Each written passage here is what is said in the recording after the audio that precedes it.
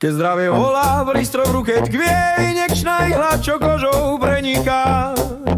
Srotom a telom, čo presnosť nám slúbi. Striekačka drží dávku ordinovanú.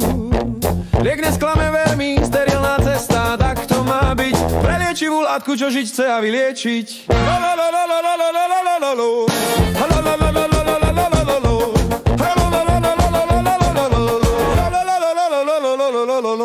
Subkutánne jemné, pod kožu sa ponorí. Intramuskulárne hlbšie, do svalu sa zanorí. Intravenózne rovno, do žily prúdom púšťame. Každý vpich má svoj uhol, presne ho určujeme.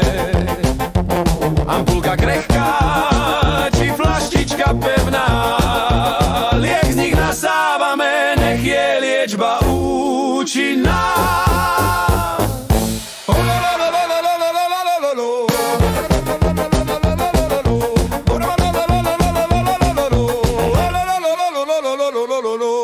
Opichu, bolesti, opuch, keď sa zjaví, hýb sa hneď do krvný obeh ozdraví. Studený obklad na miesto prílož. Ibuprofen či acetaminofén pomôžu hneď ako môžeš. Hydratuj telo, pij veľa vody čistej. Oddychuj v pokoji, nech sa zápal očistí. Neobstanové obklady hrčky zmenšia a rotácia miest pichuli po dystrofii zabraní.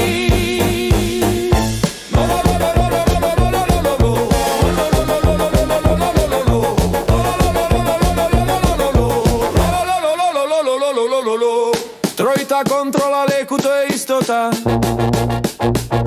Meno pacienta, názov lieku, čas podania. To je nota, dezinfikuj starostlivo, hygienu dodrž, aspirácia nutná. Krv v striekačke nezhromažďuj, lekár a sestra, skúsený personál to sú. Dôveruj odborníkom, správnu cestu ti ukážu.